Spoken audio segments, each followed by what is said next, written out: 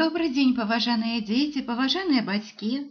Сёння мы з вами пазнаёмімся з 7-й часткай аповесці Максіма Гарэцкага «Роднае карэнне». На станцыю павёз Архіпа той жа сват, сівы дзед Яхім. Ездзіць з дзедам было дужа ладна. Чаго ён не раскажа, не нагаворыць, а ўсё разумна, к толку. Лішняга не пачуеш ад старога. Мінуўшчына, як у люстры, праходзіла прад вачамі студэнта ў час Якімавых апавяданняў аб старыне. Ехалі ўжо даўно, цямнела. Архіп маўчаў, успамінаючы, як пражыў дома да восеннай пары. Дзед, набіўшы піпку табакаю, курыў і гаманіў з конямі. Дарога ішла па старым казённым лесе, цёмна, пара не ранняя. Дрэвы, як чорныя, нямыя веліканы, абступілі дарогу з абодвух бакоў і сходзіліся ўперадзе. Коні пад ласкавую, бадрашчую гутарку дзеда рухава і асцярожна беглі пачуць бялеючай толькі перад самым носам лесавой дарозе. Дзед ціхенька сцёбаў пухаю і думаў, каб даў Бог хутчэй перабрацца праз лес і выехаць на поле. За вярсты паўтары направа цягнулася вялікая патапеча. Балота, мох, купнік, зараслі. Там яшчэ вадзіліся ваўкі, і ўвосень і ўзімку прыязджаць без прыпасу было страшнавата. Архіп думаў аб матцы, якая яна спрацаваная, вочы ўваліліся, уся быццам шчапіна, і ўсё капашыцца, клапоціцца. Праваджала яго. Дзяржалася доўга, але такі слёзы пацяклі самі. Буйныя, як боб. А можаш, я не ўбачу больш цябе, мой сынулечка, мой Архіпачка. І ноччу, мусіць, плакала. Эхо-хе, гау-ву-ву, глуха і нема завыў хтось далёка на патапечы. Дзедку, чуеш, выюць, ваўкі? Ды не, сабакі дурэць у Буліне, там вялікая вёска Буліно. Коні паднялі вушы і спуджана азірнуліся. Цёмны лес шумеў. Гау-гау-гау пачулася ўжо многа бліжэй. Коні, віхляючыся і стромча стаячымі вушамі, ступалі пасярод самай дарогі праезду, туліліся і вадзілі галовамі па баках, адкуль моўчкі пазірала чорная цемень. Гняды ціха храпануў. Дзядуля, ваўкі! А калі і ваўкі, ці мы іх баяцца будзем? Прыйдуць, паляскочаць зубамі, ды і пойдуць, куды ім паказана. Без клопату сказаў дзед. Што вы, дзядуля? Паганяць коней трэба, мо уцячом, а то станем ды цяпло раскладзём, да свету не падступяцца. Нічога, абойдземся і так, я загавор ведаю. Дзед саскочыў з калёс і замуздаў гнядога. Конь біў капытамі па зямлі і званіў зубамі аб грудзілы. Ну, Архіп, трэба толькі коні дзяржаць. Усаджваўся дзед на калёсах. Збоку бліснулі аганькі. Пара, другая. Коні храплі, маталі галовамі і рваліся. Ваўкі падбеглі к самым калёсам і, падскокваючы перадам, кульгалі і сярдзіта бліскалі вачамі. Людзі маўчалі, коні дрыжалі, як у трасцы. Ваўкоў было штукі 4. Яны беглі з бакоў і спераду торкаліся мордамі у ногі коням, але не чапалі. Коні ўсё трасліся і кідаліся, каб не новыя вошкі і не жалезныя грудзілы ў руцэ. Яны беглі б, як шалёныя. Лес пачаў радзець. дрэвы расступіліся. На паляне каля дарогі выплывала нешта вялікае, цёмнае. То была леснікова хата. Ваўкі прабеглі ўслед, моўчкі нюхаючы конскія морды, з паўвярсты, можа. Адстаў адзін, другі. Каля лесніковай хаткі не было ніводнага. Ну, к лесніку, Архіп, заязджаць, па-мойму, не варта. Зараз выйдзем на поле, а там і станцыя. Толькі на курганок падымемся. Добра, дзядуля. Скора і машыну пачуем, калі закрычыць. А к поезду, пэўне, патрапім. Дзед кіраваўся, каб як развесяліць студэнта. Ну, ці ж не казаў я, што ваўкі не зачэпяць, загаманіў ён. А з Архіпам штосьці рабілася асаблівае. Успомнілася яму і новая хата, як батрака нехта скінуў, пажар ад перуна. Прыпомніў ён і страшныя апавяданні аб ваўкалаках, ведзьмах, чараўніцтве. Усё яму было няўцям. А што ты гэтыя ваўкі? Дзіва! У лесе набеглі, круціліся, морды конскія нюхалі, а не завалілі. Што гэта? Загавор, чараванне, гіпноз? Раптам з нейкім абурэннем звярнуўся да дзеда студэнт. Дзедку, родненькі, дык што ж гэта? Скажыце, у чым прычына? Што тут к чаму? Як жа? Што, пра ваўкоў? Дык тут жа няма нічога дзіўнага. Я змалку ведаў гэту павадку ваўчыную. Бывала, пасеш каля лесу статак. А раней лясы былі вялікія, дрымучыя. Ваўкоў да ўсякага звера было без ліку. Выбегуць яны, зверуганы, здаецца, адразу ўсё бы праглынулі, зжорлі, прорва іх вялікая. Выбегуць яны, і тут ад злой радасці, што напалі на паядуху, як сціснуць зяпу, разявіць не могуць. Бегаюць каля жывёлы, мордамі яе толькі. Таўхіль! Падтаўхіваюць, носам па горле мацаюць, а зарэзаць ніяк не здолеюць, пакуль хіба не адбягуць куды далёка. Зубоў расцяць ім тады нельга. Ну, вядома, бывае гэта з імі, калі яны надта прагаладаюцца і раз'юшацца так, што болей некуды. А цяпер, і цяпер таксама, зацікавіўся дужа Архіп. І цяпер, мусіць, так, слава Богу. Я табе толькі не казаў, пужаць цябе не хацеў, а ў мяне сякера на ўсякі выпадак схавана. Думаў, уцячы не ўцячом, а можа, яшчэ зяпы ім сутарга звядзець, а калі ўжо Бог дапусціць, сякерай бараніцца буду. Аж яно, па-мойму, здарылася. А, вунь што, расчаравана троху, але ўсё ж з здзіваваннем працягнуў студэнт.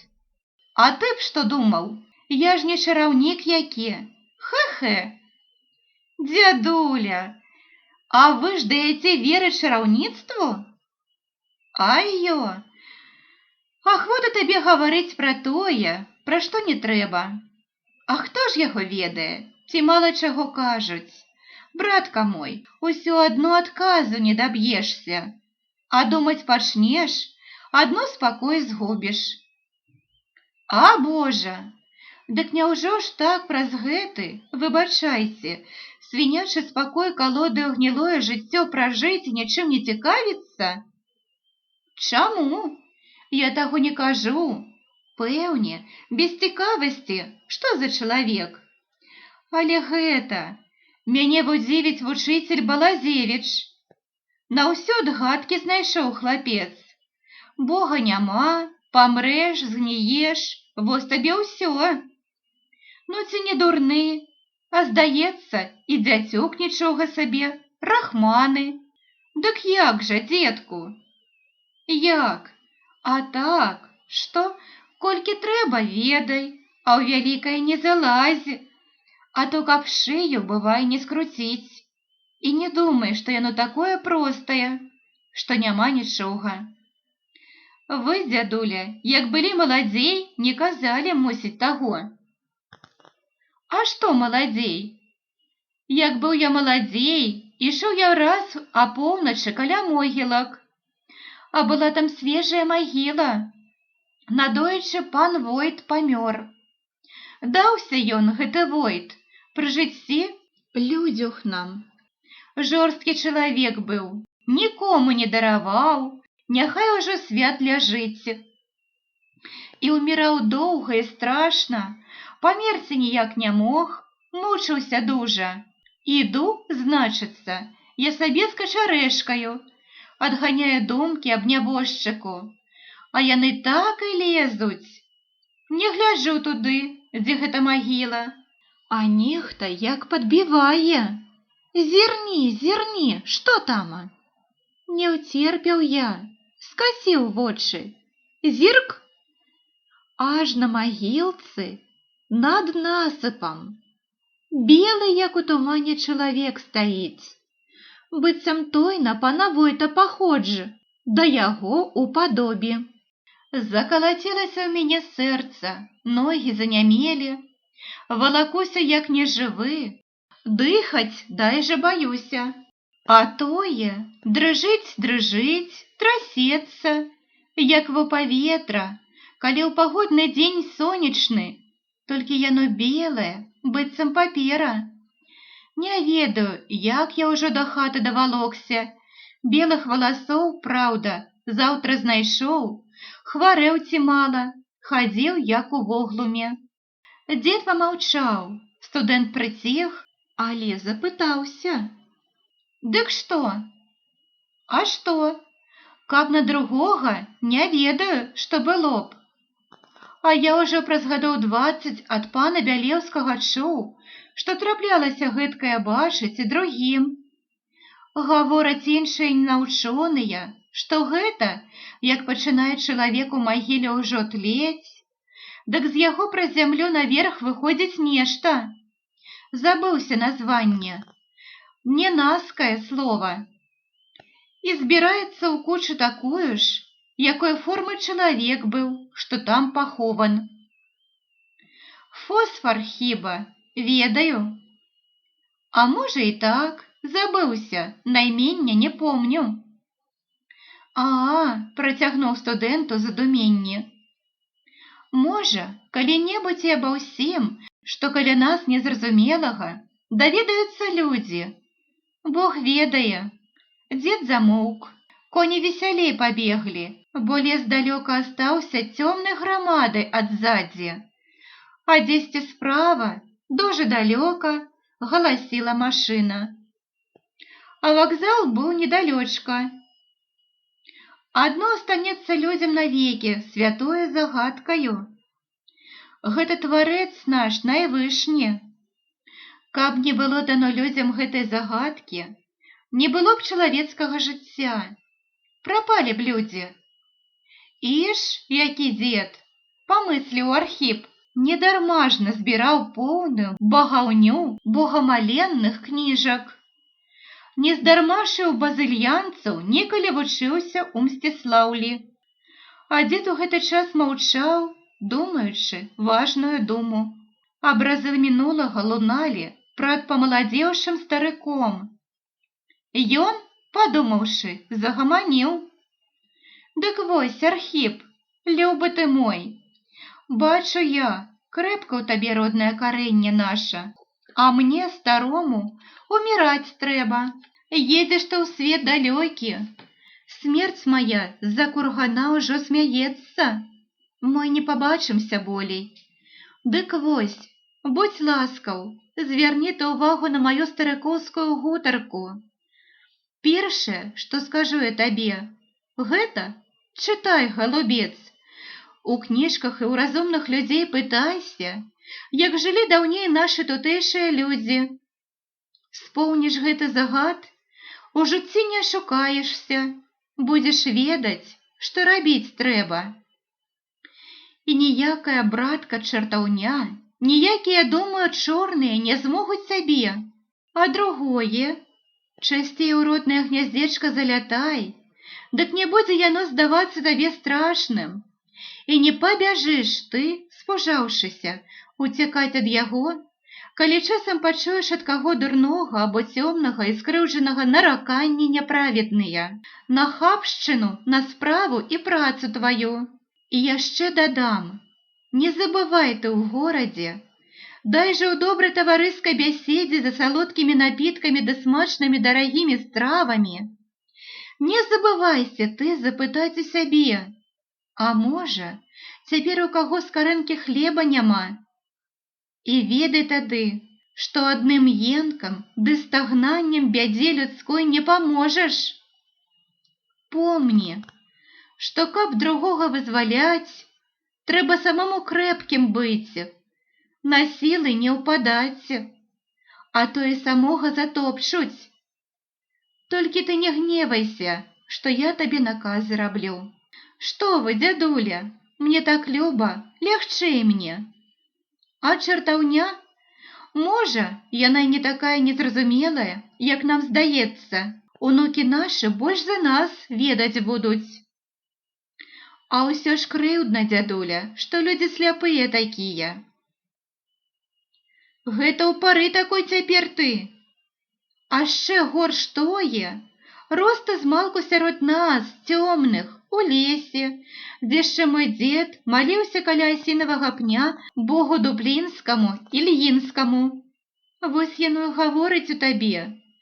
Нічога, прывыкнеш сярод паноў, абойдзецца. А не, дзед, чаму ж ты тады? Кугу!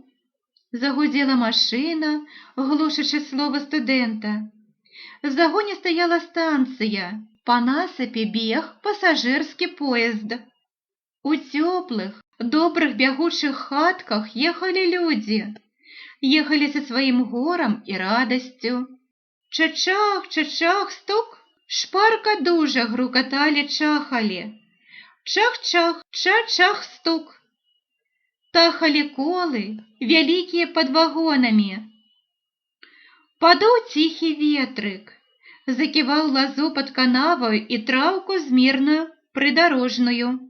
І 300-400 гадоў назад таксама дуў ён тут ветрык, і таксама калыхаў, цалаваў траўку сумную і маўклівую. Толькі цуда машыны не было, памысліў студэнт і замаркоціўся. Паважаныя дзеці, паважаныя чытачы, вось і дачыталі мы з вами до конца аповесць Максіма Гарэцкага «Роднае карэнне». Калі ласка, ставце лайки, подписывайтеся на канал.